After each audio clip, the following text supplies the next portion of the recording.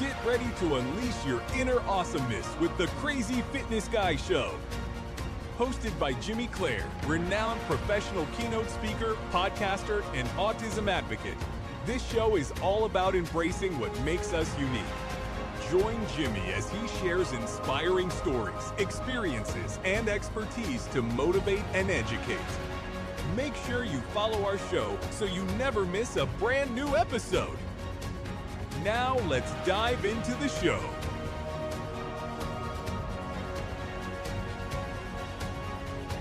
Welcome to another episode of the Crazy Fitness Guy Show / Weekly Motivation with Crazy Fitness Guy.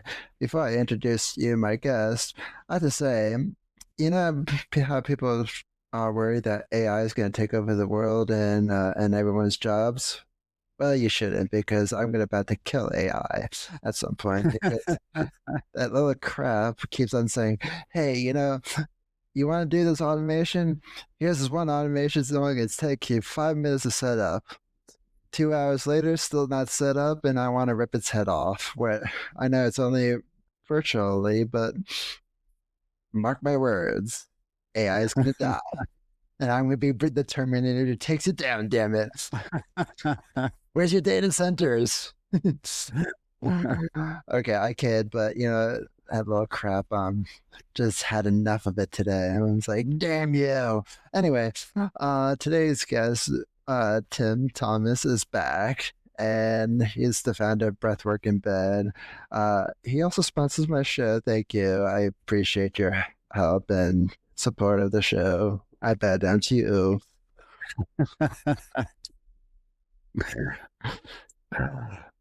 Jimmy, it's great to be here, and I can't believe it's been a year since we were last on the show together. Yikes, it's been a year. I feel old. How old are you, Jimmy? 32. 32. Okay. Well, I'm sure you get it all the time. You get a very young complexion. It's.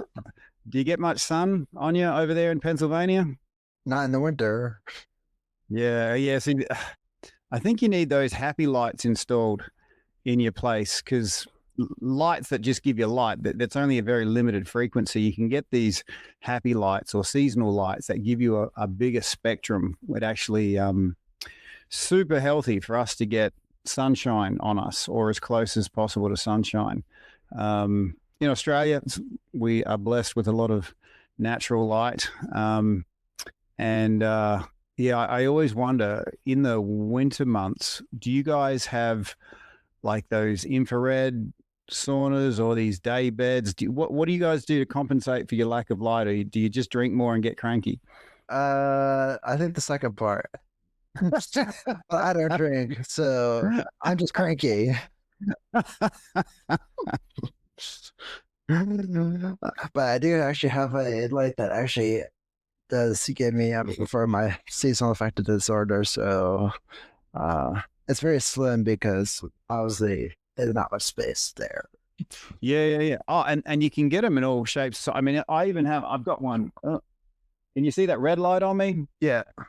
Okay. Well, that's my red light, and that sort of, you can change the spectrum of it to be near infrared, far infrared.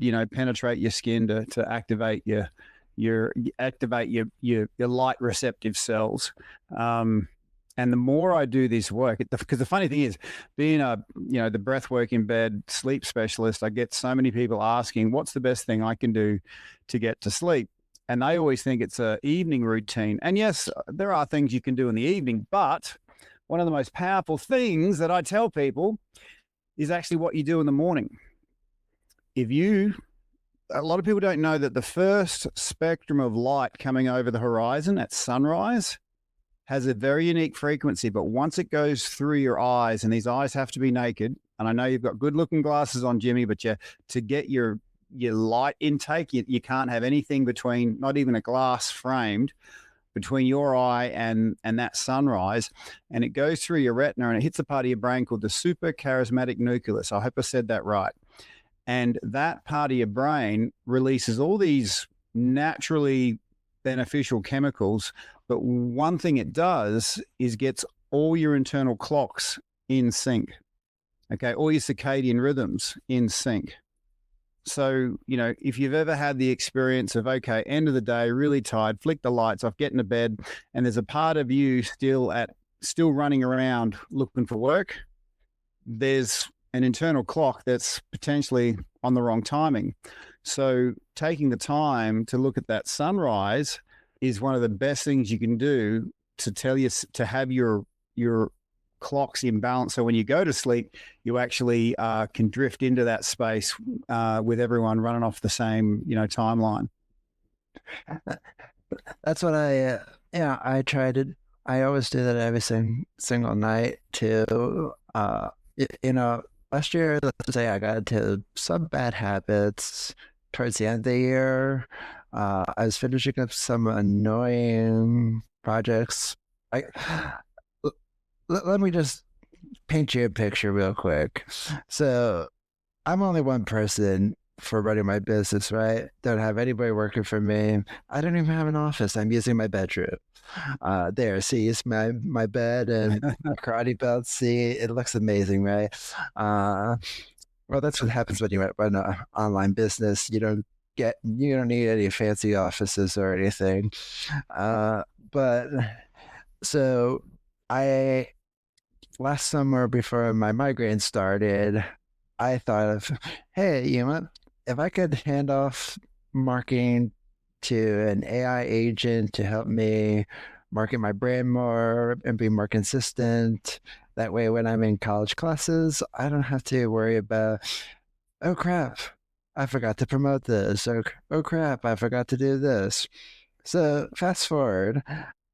Well, I got all the marketing stuff set up, but it was towards the end of the year, and I was kind of just rushing through everything, trying to get everything done, and I overworked. And on top of all that, I had a 6-month migraine that didn't go away for 6 months, which was so much fun. And on top of that, my depression was like literally just was out of control. And so I was like, oh, I love this so much. And I have a neurologist who had me on these different medications, one that literally almost killed me in the shower. How does that kill you in the shower? Well, when it causes it caused muscle weakness, and I said to her, "I was like, you forgot to tell me that caused muscle weakness." She's like, "I don't think I forgot to tell you that." I was like, "I don't care what you have to say." I'm like, I think even during my 6-month migraine, I would think I would remember and recall you telling me the top 3 most common side effects, and one of them happened to must be muscle weakness. And it's like, great. So, were you training karate when you were taking this? Did you notice anything different there? Oh yeah, I noticed there was a lot of difference in karate and whatnot. Like I had a lot of fatigue, but at least what I found, at least the one thing I know of, the migraine was caused from one of my old antidepressants. So at least I knew what caused it, and when I finally got rid of it was my last hospital visit. Even though my neurologist said, "Oh, I helped you fix it," it's like. But I just say to her, it's like, whatever helps you sleep at night. Right. Yeah, no. So if I'm hearing you right, Jimmy, a pill for your depression caused your migraine headaches. And was it the pills you took for your migraine that created the muscle weakness? Am I hearing that right? It was the second pill of antidepressants that was causing the muscle weaknesses and whatnot. It was supposed to boost my get rid of my depression, but it did the opposite. And then finally, and it's funny, I felt worse on it and it was worse getting off of it than being on it too. So I was like, there's not enough black box labels on this thing. Yeah, they never tell you how hard it is to come off these things, Jimmy. I certainly hear your pain there, buddy.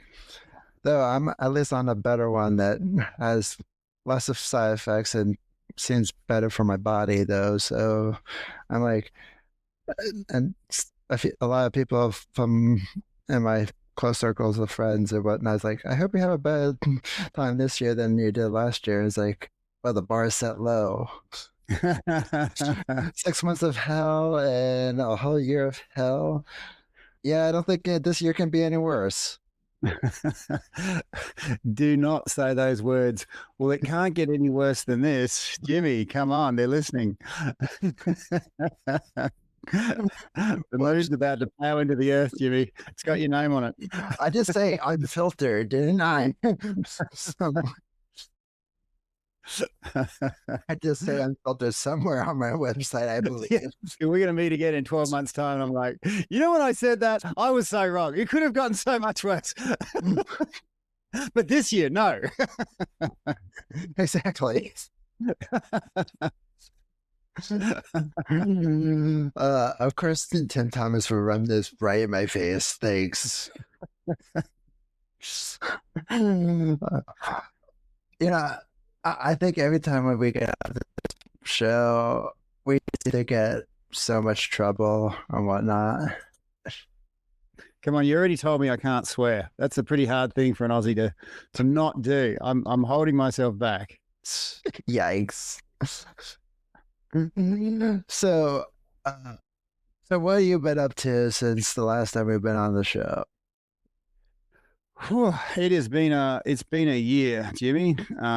It's been a year. I have seen that, you know, with you mentioned about the proliferation of AI, when anything and the way AI gets you is they do promise, hey, I'll make your life easier. Just give me some money and I'll make your life easy. But it never quite works like that. And it's kind of like turning social media into social junk mail, you know.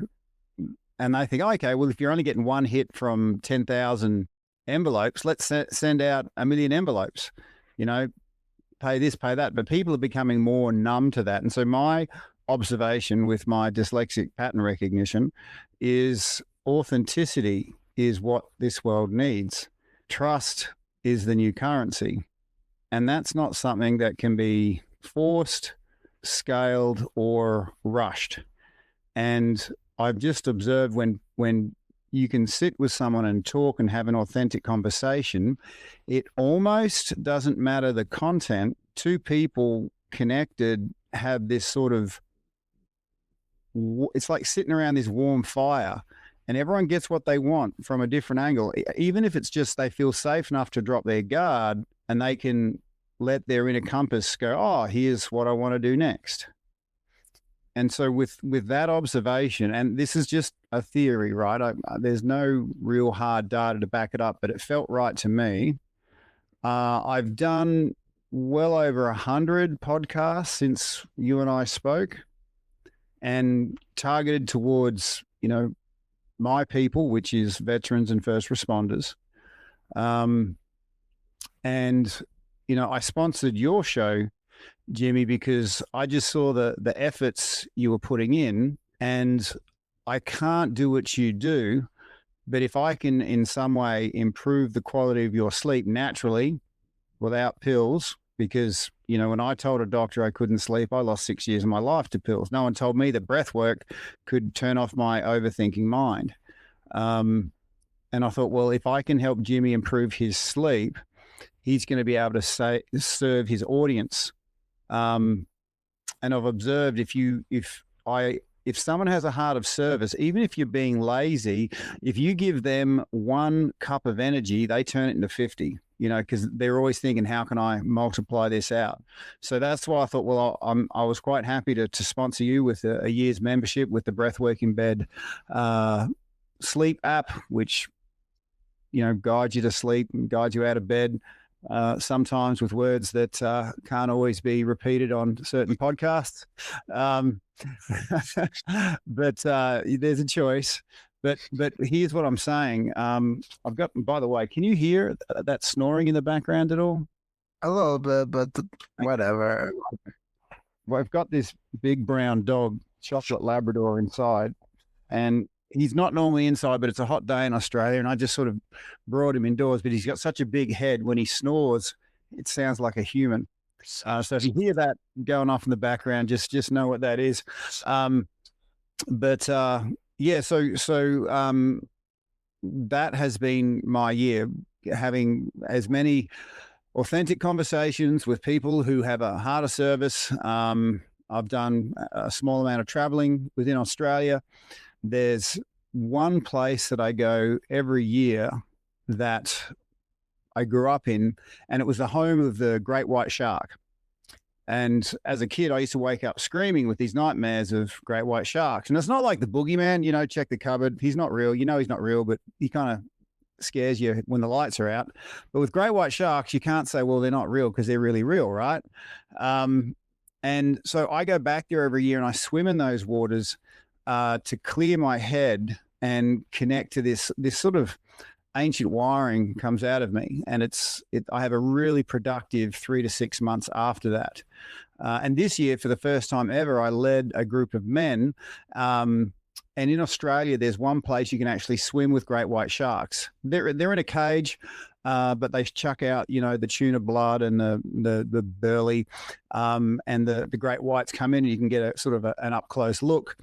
The day we went out, it's in Port Lincoln. We went out to what's called the Neptune Islands. It was, cold. We had the wetsuit on. And the day we were there, we didn't see any great whites. Unfortunately, you pay, I think it was like $600 or $700 to get in the water with them. Jeez. Yeah, but it's a once in a lifetime thing. And funnily enough, the guys that I brought on board were like, yeah, this is like a lifetime goal. But then I took them further west along the coastline, and we actually, got in to the water where people don't normally get into the water. And it was sort of a face your fears type thing, getting in and swimming around the place. And it's so good to create environments for people to flourish. So my joy these days is, I love flourishing myself, but I get extra joy when I see others flourish. And we naturally flourish, but we also tend to naturally accumulate blockages. Fear, fatigue, there's all these things that block us from our natural, energetic, flourishing, generous state.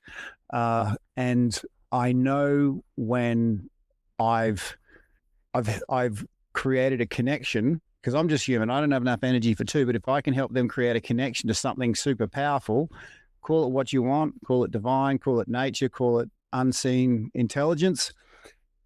When the event finishes, it's not just, okay, that's in the past. They have a taste for the things that they do that bring about that clearing of the blockages and a restoration of connection. And that has some of the biggest joy points I've had, besides my daughter got her P plates, driving. She can, drives me around the place. And my kids are old enough now they don't need me anymore. The only time they're with me is when they choose to. So it's really cool when this last year, they're independent, doing their own thing. But when they do hang out with me, it's because they've chosen to. It's not because they have to. And that's been a new experience as well. And like I said, outside of that, a great joy for me is seeing when I've had some hand in removing a blockage for them to connect to the person they're supposed to be. They get a taste for it, and then they're like, yeah, that felt good, more please. That felt good, more please. And the guys who went on that journey with me, a lot of them are speaking on how it unlocks something inside of them that they don't want to lose. They want to keep daily connection. So they've, just one guy this morning called me up saying, hey, Tim, since last November, I've always been getting in the salt water every day. And that's what I'm about to do. See you later. And I'm like, hell yeah. So there's been a lot of good experiences within myself, having a lot of, authentic, conscious conversations. And I've been privileged to see the impacts of some of the work too. Because, right now, Jimmy, you and I, we're talking, we're having a good time. We can't see how this conversation is rippling out either side of us. And it's in digital format, so who knows? It could be long after we're dead that people are listening to this. And, funny kind of segue, speaking of sharks and impacts that we don't know about, I've had a few NDEs, a few near-death experiences, and one of which was a shark attack, actually. I like spearfishing, and every time you get in the water and you're spearing fish, there's always sharks. And this one time, and it wasn't a big one, it was maybe about 2 meters, but the thing was, you don't know how strong they are until they've got hold of you. I've done martial arts for about 20 years. You know what it's like to get hit and get thrown on the ground, and you've got a certain sense of your body, right? But I never, ever, ever do you have the term ragdolled over there? Like I never felt my body do this. Like that was me underwater when this shark grabbed my leg and was shaking the sugar out of me. And I had this NDE, right? My whole life flashed before my eyes. And the point of the story isn't, the stupid shark attack. It's afterwards someone said, Tim, do you think that was a spiritual experience? And I'm like, absolutely not, because it was just my life as a sequence and nothing new. It was cool. Like, I saw everything all at once. That was cool, but it wasn't new. It was just my life through my own eyes. I said, if that was like a really spiritual experience, you wouldn't just have like a linear line of action, Monday, Tuesday, Wednesday.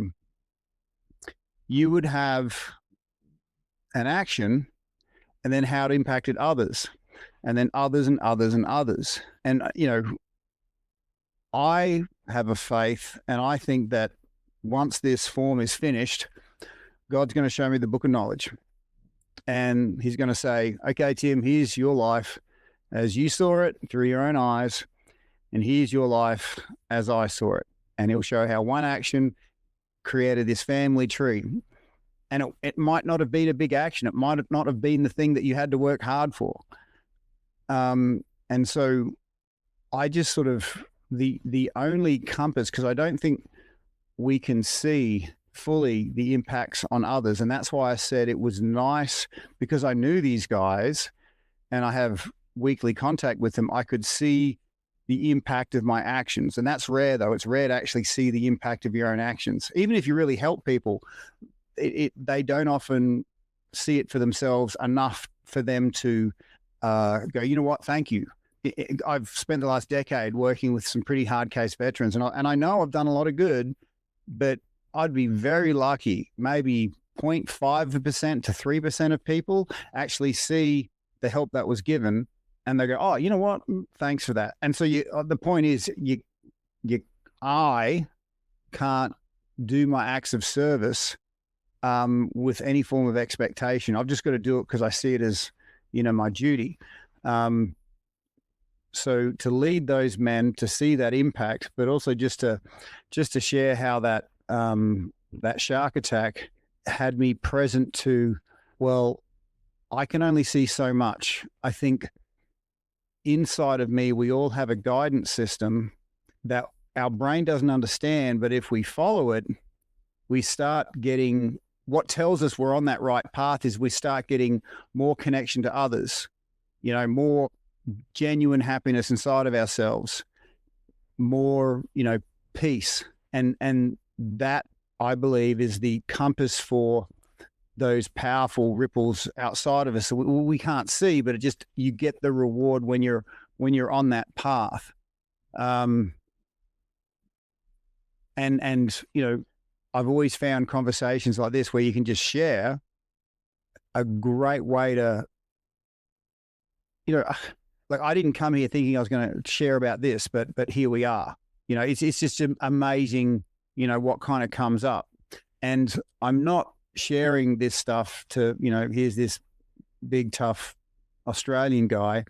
I believe, we get put through these things to share the lessons learned, because, and I'm just probably extra thick skinned, you know, if I'm anything, I'm a black belt in, you know, effing myself up. But from that acute position, I've had to become a black belt in healing. And then if I can articulate that, I can save somebody, you know, learning the hard way, the lessons, you know, because what I didn't mention about the shark attack was my mate Jimmy. Now, his name was Jimmy, believe it or not. His name was Jimmy, the guy who was in the water with me. Now, Jimmy was a bit of a, I'm not sure if I can say a-hole or not. Can I? I think you just did. So I don't know. Aerosol can. Jimmy was a can of aerosol. And pretty hard to be around, right? But it's funny how these aerosol cans are exactly who you need when you're in a tight spot, right? And so I'm not dying because this shark is on my leg. I'm dying because I'm drowning. It's grabbed me and it's twisted me up, and there's all these spearfishing lines wrapping me up, right? And I've got every right to freak out because, okay, I'm about to die. Jimmy comes down and he's got this look in his eye. I can see it through his mask. He's like, I've got this and I've got you. He had his spear gun ready to take a shot. He was a fellow commando, you know, and like I said, hard guy to be around, but these guys seem to be the right guy when you're in a tight spot. And in that moment, when I saw that look in Jimmy's eyes, even though my whole body was completely stressed and I'm about to die, I learned the importance of trust and the power of trust. Because when I saw that and I had trust in another human, even though everything in my system had the right to freak out, it was like this, boom, this curtain just fell off me of stress and worry. And I'm like, okay, you got me. And it was full body change. And I sort of turned my body enough for Jimmy to take the shot on this shark. And I'm like, you know, okay, well, even if he misses, I'm going to die anyway. What's a spear in my leg? You know, I've got a shark on my leg, spear through my leg. Nice one, Jimmy. And he makes the shot. He hits it clean through the shark. And it's quite a trust thing to let somebody shoot right next to your leg and see that spear go right next to your leg in this position where you're getting tossed around the place. Jeez Louise. But the thing was, it just pissed the shark off more. It got more angry because spears aren't bullets. It's just like putting a hole through something. And sharks, they're millions of years of evolution. They're built for impact. And so it just got more peeved off. And the thing that saved me, Jimmy, was I was wearing an electrical device called a shark shield. Okay. And it's this thing that pulses through the water, and sharks have this electrical sensor in their nose. And it's sort of like, you know, getting kicked in the privates, because that's the most delicate part of the shark, their nose. And the electrical things override that, right? But the thing is, it only works when you've got it turned on. Oh, God. Yes, you didn't have it on.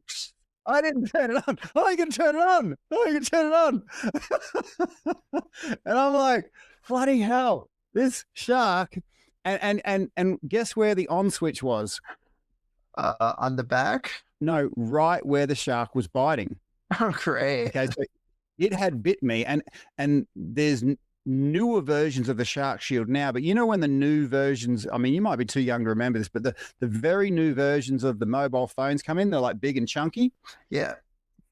Well, I had this big chunky first version of the shark shield, and I was on my leg, and this shark had bit that. Of all the places to bite, it bit that. And the on switch was right inside its mouth where it was biting. And you know, I'm tied up in lines. Jimmy's at the surface trying to pull on the shark. The shark's fighting it, biting me. And I'm like, well, look, my whole body's dead anyway. What's the point? I might as well try and turn this thing on. If I lose a finger, the whole thing's going to die anyway. Let's give this a go. And so you know, when a like if you try and bite something, there's like a bit of a gap, like in the corner of the mouth. Yeah. So the shark is kind of like, and so I kind of reach my finger in just in the crack of its mouth, just wriggle it in there. And I'm feeling around inside this mouth. Oh, there's the on switch. Flick the thing on, and then boom, this shark just lets go, you know? So it works when you turn it off, you know? And should have it on. Well, the thing was, so for that, I'm stabbing this thing in the eye. Like I pulled my knife out. I'm not going down quietly. I'm stabbing this thing right in the eye. So when people say, oh, I punched the shark and it went away, I'm like, nah, man, it just wasn't hungry on the day. You know, don't give yourself some false provide, punch it. No, if they want you, not even stabbing them is going to, anyway. And it's, by the way, it's actually really hard to stab something in the water when you're getting tossed around. I'll just throw that in for effect. But yeah, once I turned this thing on, it just took off, you know, and when I came to the surface, I don't know if I've ever tasted oxygen as sweet as that first breath. You know, I was gonna. So you mean every movie that has sharks in it? You mean stabbing something like that is not easy? The hell? Hollywood lied to us, Jimmy. Damn Hollywood. I wonder if they've said anything else that we shouldn't believe. I probably could come up with a list. Give me a couple minutes.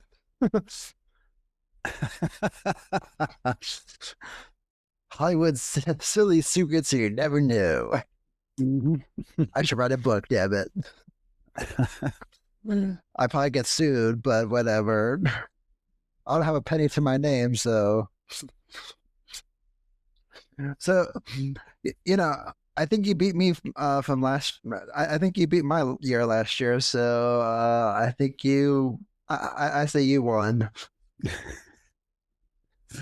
Well, it was an intense moment, but it didn't last 6 months. So you would have probably won the marathon. I probably won the sprint. Yeah. Well, I mean, honestly, towards the end of last year, I mean, I don't know what kept me going. That 6 months of migraines was just brutal as hell. I mean, I went to karate with that through all 6 months because you're probably wondering, why the hell would you do that? Well, karate it was consistent. I knew what time to show up. Even if I was forgetting the moves and combinations, I was like, you know what? It's consistent. It's part of my daily regular activity. Get you out of the house, man. Yeah, so it's like I could curl up in a ball at any point. So it's like, yeah, I'm gonna go curl up a ball on the mat at the moment and get my ass kicked versus then just thinking about the migraine all the whole time. And the one thing that I think frustrated me throughout the months though is that a lot of people only focus on certain aspects of it. They saw just the dark thoughts that I had. So there's like, Jimmy, you need to get some extra help. And I'm like, I am getting help, but how do you, like, you can't heal from the depression and everything else when you're in constant 24/7 pain. It doesn't work because your body is just in fight or flight mode for 24/7 constantly. And so it's like, so when you were in those low spots, how did you keep moving forward? I have my friends, family members, my therapist. I have a neurologist who was trying to help, but and she did help to an extent, but I think she could have literally nipped it in the butt a lot faster, in my opinion. So when she had me come into office in her office downtown Philly, she hooked me up to these two these IV bags twice, day 1 and day 2. I went home with a level 4 migraine. So what I mean by that, so 1 being none and 10 being, well, hell. So I started with 10 out of 10, went down to a 4. Oh, she sent me home with a 4. Now I thought, it was like, okay, so what's the next treatment? So she gave me these pills that's like, take it whenever you feel like you're having a migraine coming on. And I'm like, but the pain never went away. And she's like, oh, it should go away once these pills kick in. They never went away. And so I went months go by, still have no, and the migraine started, and you might find this far-fetched, but the timeline actually adds up. It started in July, and I know I started feeling it after July 4th weekend. And at first I thought it was just I didn't drink enough water because it was a very, very hot summer day, and I was standing in front of, I think it was 600-degree grill. I was grilling burgers that day, and I was starting to get lightheaded, and I was like, oh, great. I didn't know it was just from the smoke from the grill. And then, and people's like, but why would it just start in the summer, not in the previous months? And it's like, I don't know. Migraines could just come out of anywhere. I don't have any history with migraines. And Oh, okay. So this was the first for you. yeah. Okay. Thank you for prefacing that. I thought it was a regular thing. So this is the first time you started getting a migraine, and the first time you experienced something for so long. Yeah. Because like the only other time I've been into the hospital twice, I mean, for something like that, was a tension headache, and it was like a mix of migraine headache and a tension headache and something else. I forget the third one, but it was just a cluster of them. But this one just wouldn't go away from anything, and the only thing at this and insurance was just a pain in the butt.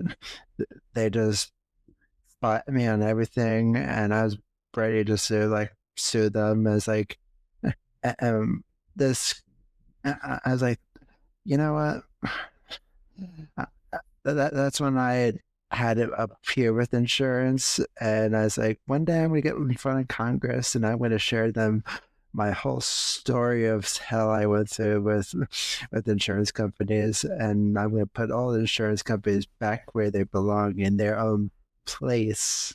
And mark my words, it's gonna take me a while, but I have a while, and no one asked me to do it, but I'm gonna do it because you know what?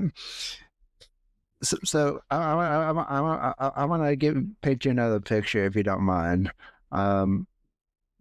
So the amazing system we have in United States, and I'm saying amazing by being sarcastic. So it's, at least in my state, I haven't been into every single state in the United States. So at least in my state, there's I can't get reimbursement for, and it doesn't seem like anybody can get reimbursement for going out of network on Medicaid or anything. And the reason why, and the ironic part is, I'm like, why? You offer transportation to those things, and if somebody doesn't need the transportation, can there be just a way that you can just, okay, he doesn't need transportation. Okay, we save 145, whatever transportation and gases cost in total. Okay, let's say we save $800 for this person. Okay, we'll pay 145 for his freaking telehealth. Oh, okay, simple math. But no, we don't have a great system like that. And And so some person in my county, an official from my county said, we don't do reimbursements because the person is just not in the Medicaid network. And I'm like, well, the reason why they're not on the Medicaid network is because guess what? You guys don't pay them on time anyway. So,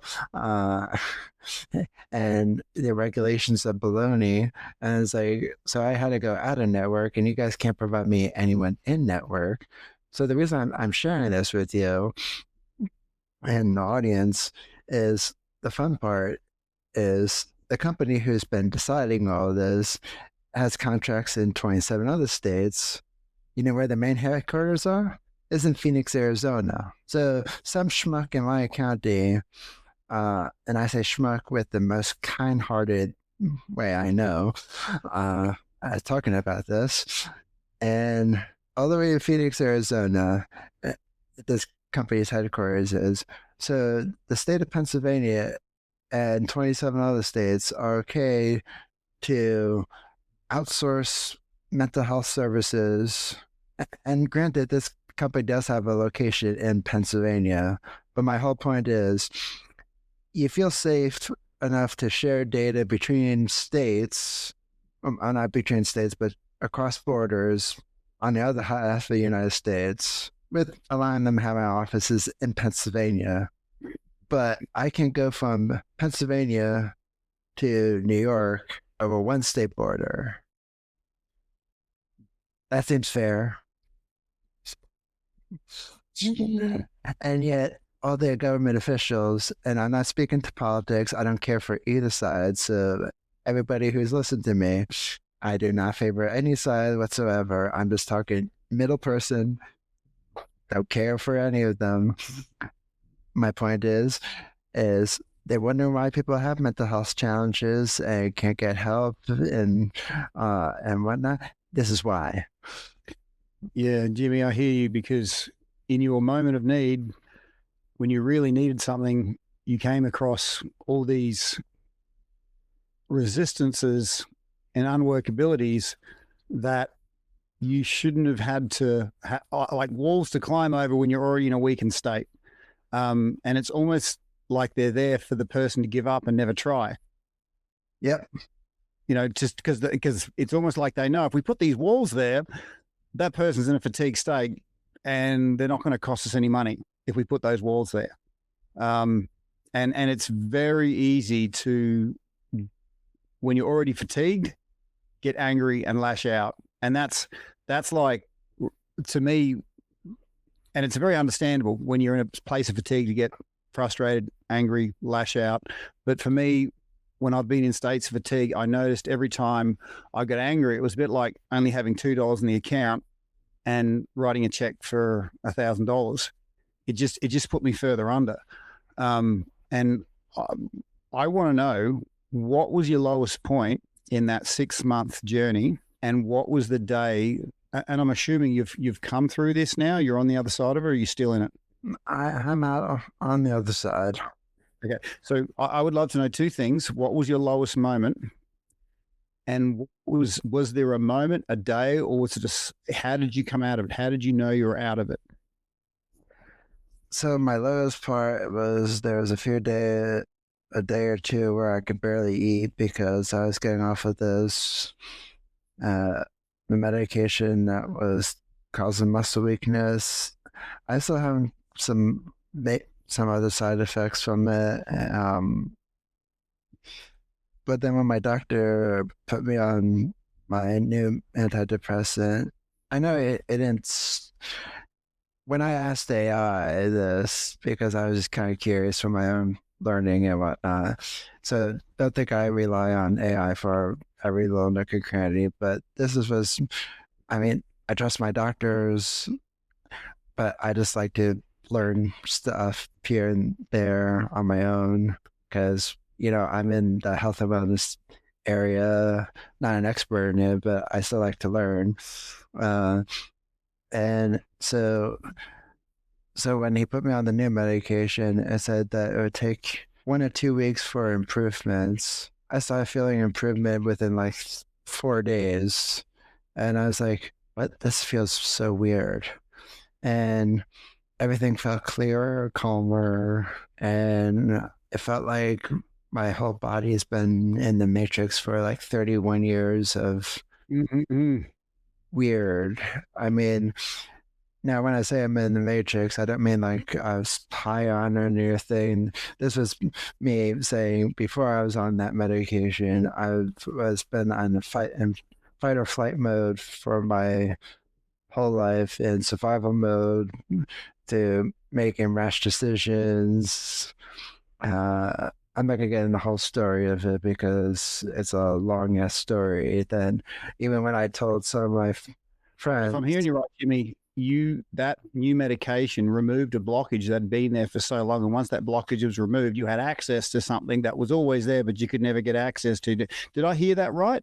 yeah, I mean, I'll just say like the blockage was like I had access to some of the things, but just didn't have everything, just access to it all. And then when I finally removed it, I was like, now I'm playing. Now this is gonna sound weird to everybody that I'm gonna say this like this way, but so I had this again. This is a longer story for another time, but let's just say I had a hiccup with a company that I'm not going to say the name of because I'll just go on a total big rant on it. But let's just say, last year I would have metaphorically said a lot of rude stuff in an email that I cannot repeat on here. But and just to let you know, I do not say a lot of weird stuff to companies, but this company, this was the 5th time of them kicking me off of their platform. And so when I finally got into this medication and I was already off of the platform, and after 2.5 months being on the medication, I started playing 4D chess. And I found so many things that were not, that did not work in their favor, that worked in my favor. And within 2 days after sharing what I would do with them and whatnot, they put me back on their platform. I was like, checkmate. They never confirmed or not denied that I was right or wrong, but I was like, oh, I'm sorry. Did I press a button? I was like, did I? Yeah, no, that's interesting. That's interesting. Because the Indians have that god with a couple of extra arms called Shiva, and that's called the remover of obstacles.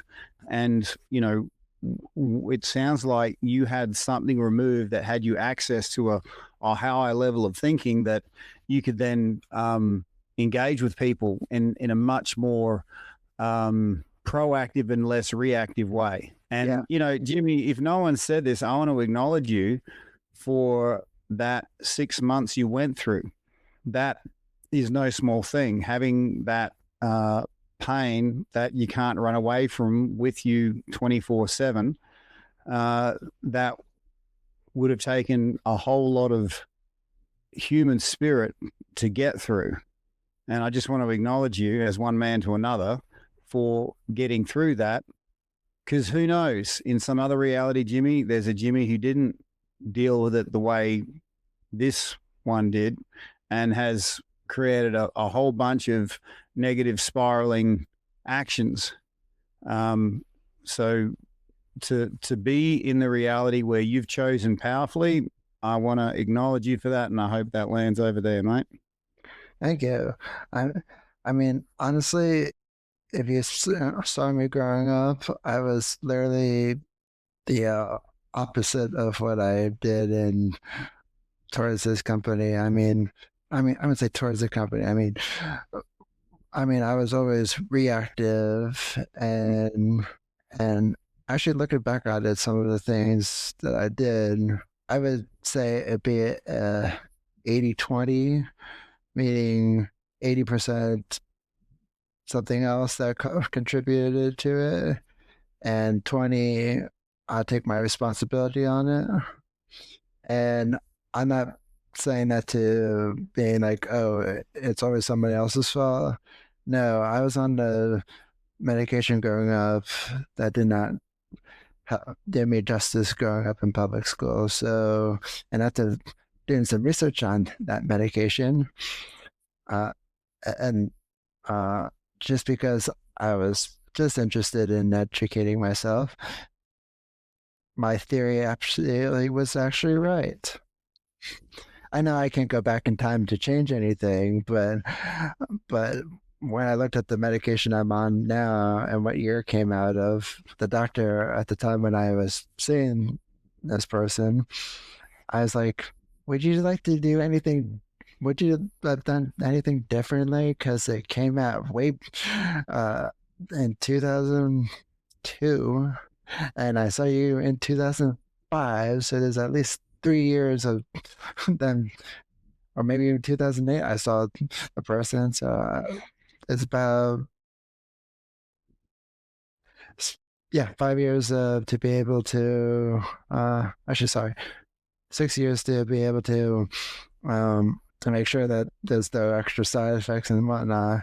And even if I can get the generic didn't come out till 2012. So I was like, really?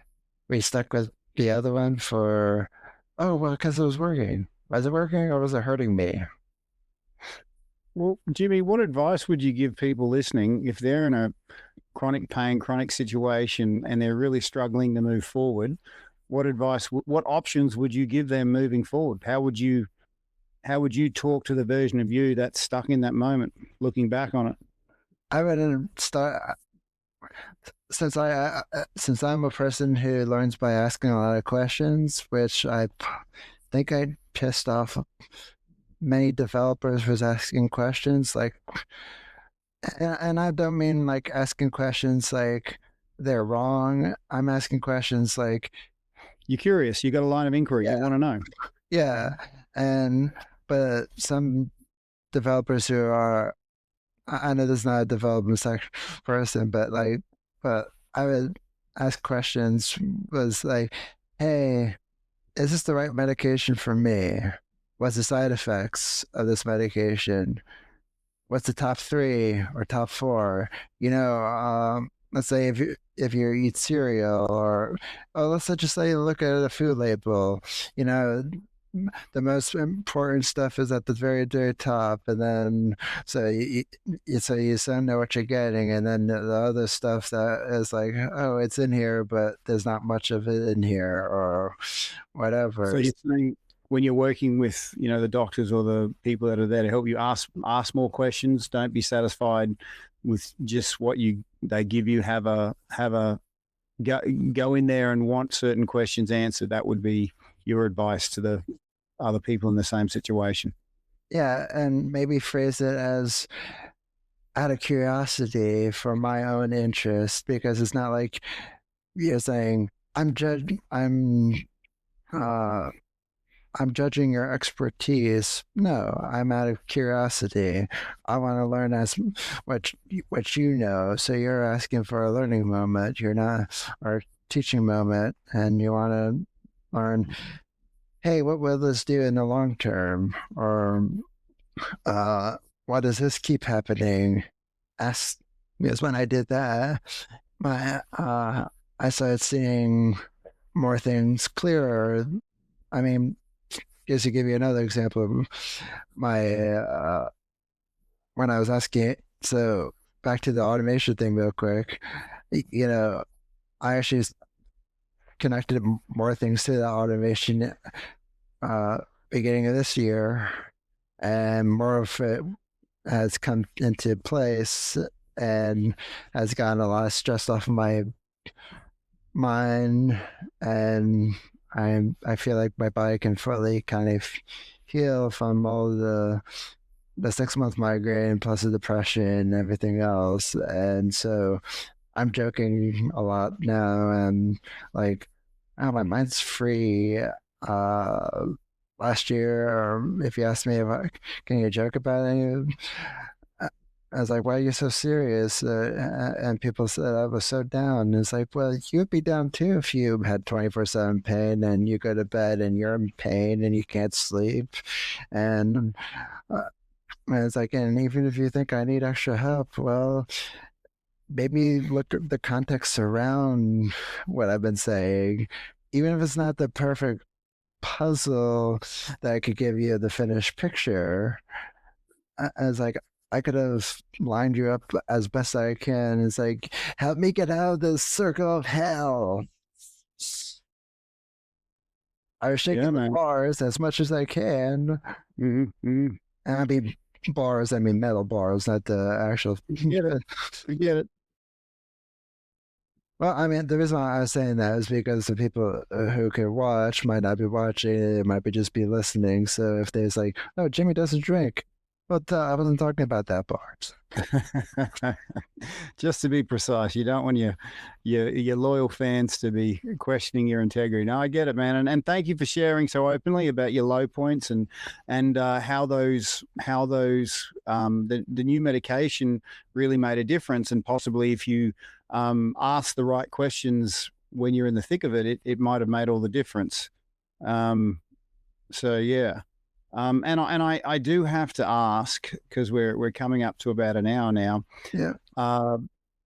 How's your year been? We touched base a few times, but we only touched base specifically on the first few occasions of, you're now going to bed with Breathwork and the Breathwork in Bed app and getting out of bed. How, honestly, and you're not going to hurt my feelings, how consistently through the year did you use that? And when you did use it, what was your honest experience of that? I used it for the first 6 months, and I'm not because and I was getting a very good night's sleep, and I'm not just saying that. The only reason why I stopped for the second 6 months was because I couldn't focus on anything. End of last year, I canceled many interviews. I canceled many speaking engagements. I barely even got through my science semester that I needed to finish my major in college. So, I mean, I missed, I think, 8 classes, and I still passed the class. I mean, I got a B in the class, and it's like, and here I thought me and science hate each other, and yet here I am. I got a actual B instead of, I thought I was going to get a C. Not because I'm stupid, but me and science never worked together in the past. So I was like, what's changed? And it was actually the professor who did a really good job of teaching. Is like, where were you my whole life? So it's not that I wanted to stop. It was just like, if you asked me if I could focus on anything in the second half of last year, I couldn't focus on anything. I felt like I had ADHD, and I'm not making fun of anybody thinking I had ADHD or anything, but I mean, my brain was always racing. I couldn't even have anything calm. My blood pressure was up. I was everything. So it's not that I stopped because I just got bored of using it. I stopped because I couldn't calm anything down. I mean, I get it. Certain things fall away when you go in survival mode, and you're never holding ground. You're either feeling good, making better choices that make you feel better, or you're feeling bad, you make bad choices, and you get rid of the things that were I understand the spiral, but I do acknowledge you for taking that on for 6 months. I know you used it to go to sleep. Did you use any of the wake up tracks? Yeah, I like the one when you only drop in multiple F-bombs each time. That's the hyper masculine wake up call. Yes, I was like, well, I'm awake now. And did you do your mirror work after that, Jimmy? Yeah, exactly. Yes, I would. I mean, to be honest, I have the Fitbit Premium that actually is some breathwork stuff here and there too. If I had to compare that to yours, yours is so much better. And I'm not just saying that. I mean, because I feel like whoever partner with Fitbit and whatnot, they use AI voices, and honestly, I don't have any problems with AI to an extent, but it's like at least be open and transparent. It's like this was AI and whatnot.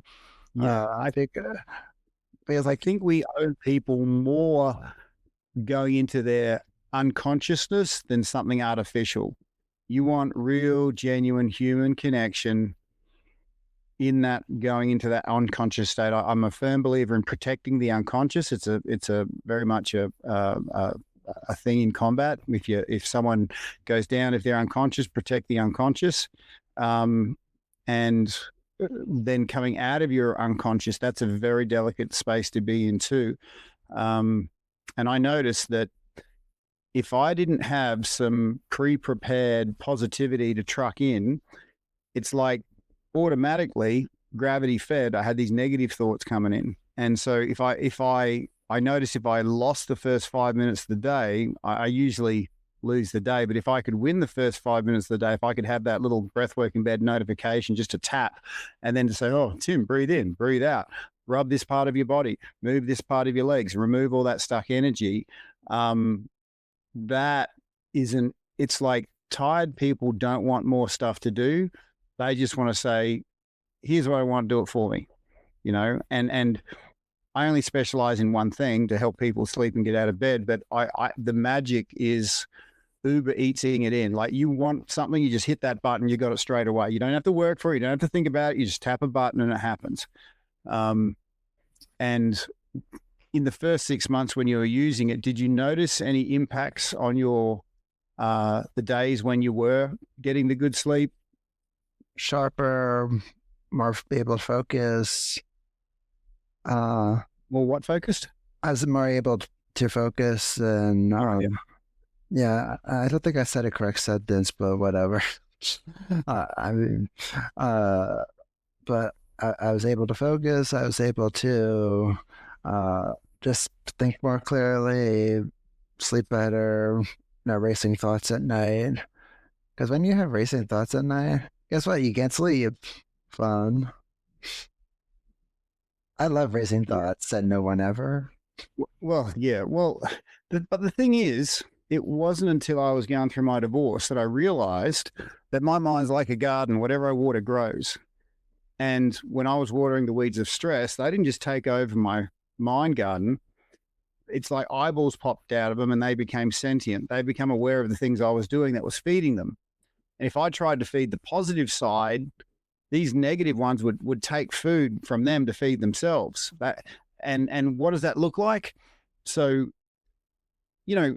before you do some form of exercise, there's always a part of you going, oh, let's not do this now. Let's do it later.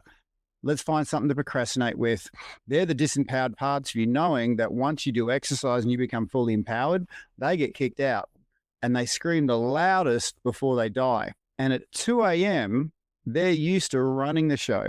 And so many times when I've I should do some breath work, there's that part of me at 2 a.m. saying, breath work is BS. Don't do that. Stay ruminating with your racing thoughts. But every time when I push that button and I breathe, the chemical override. See, breath work isn't meditation. Meditation is thoughts controlling thoughts. And that might work for some people. When you got a train wreck going through your head, it's really hard to control that. Breath work is like a chemical override. It's like going to the side of your house and pulling the fuse box out. It mechanically kicks those things out. But to get to that point, you do need a guided medicinal experience of your lungs. And this is why people realize it's not a set of lungs we have. It's a medicine cabinet with a lot of different shelves. You breathe a certain way, you elicit a certain response. And you do need to breathe for a certain duration to get that medicinal effect. And this is why I'm a big fan of it being guided, because if it's just me, I kind of lose myself. But if I'm staying in that space of listening to that cadence, all of a sudden my whole state changes. So people go, oh, breath work, I've been breathing my whole life. I'm like, well, that's like saying, oh, I've got a headache, and you pick up a Panadol and just lick it, or an aspirin and just lick it and then put it down. You'd need a medicinal dose of breath work for it to have the medicinal effect. And the nights when I haven't slept because of the racing thoughts, laying there doing breath work, I noticed acted like a patch. So if I wasn't sleeping between 2 and 4:30, if I was doing breath work during that time, when I woke up in the morning, I'm like, oh, you know what? I actually feel pretty good. And shockingly, laying there doing breath work was a whole lot better than laying there thinking about racing thoughts. I mean, one other thing I wanted to bring up, I like when you said that we should be more transparent to others. So, I mean, I don't know if you agree with this, but I mean, when I created the whole automation stuff, I trained AI to sound like me for social media marketing and whatnot. And that's pretty good, but I still post here and there what I can. But like I said, I mean, I don't replace it with everything, and I was not looking to replace. I'm just looking to expand my reach because, I'm a creative person who can create podcast content, and I want to put my all into everything. But, think about it this way. You know how those bigger companies, they probably have like maybe X amount of people in marketing, and each person who's a marketer is one focus on one thing. Like, okay, maybe one does social media, one is doing email, one is doing ads, one's doing something else. I'm doing like probably 20 plus people's jobs per day by myself. So if I'm using AI, yes, I'm using AI for my social media marketing posts, but I trained AI at least so it's not like, hey, user, I actually had to get some, though I love the pitches that people come on my show, who try to come on my show, who says, hey, I really like your podcast about health and wellness. I got a great person for you. He's a person this person buys and sells houses, and he would be great for your show about buying, selling houses. I'm like, huh? It's like you lost me. It's like first we talking about health and wellness, and every time buying and selling houses, it's like, what show have you been watching or listening to? Get ready to unleash your inner awesomeness with the Crazy Fitness Guy Show. Hosted by Jimmy Clare, renowned professional keynote speaker, podcaster, and autism advocate. This show is all about embracing what makes us unique. Join Jimmy as he shares inspiring stories, experiences, and expertise to motivate and educate. Make sure you follow our show so you never miss a brand new episode. Now let's dive into the show.